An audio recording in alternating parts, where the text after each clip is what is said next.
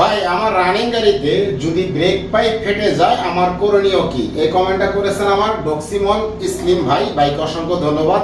ভাই রানিং অবস্থায় গাড়ি ব্রেক ফেল হতেই পারে। যদি ব্রেক ফেল হয়ে যায় প্রথমে কাজ হলো নিজেকে শান্ত রাখুন। 2 নম্বর, ব্রেক পেডাল বারবার চাপুন।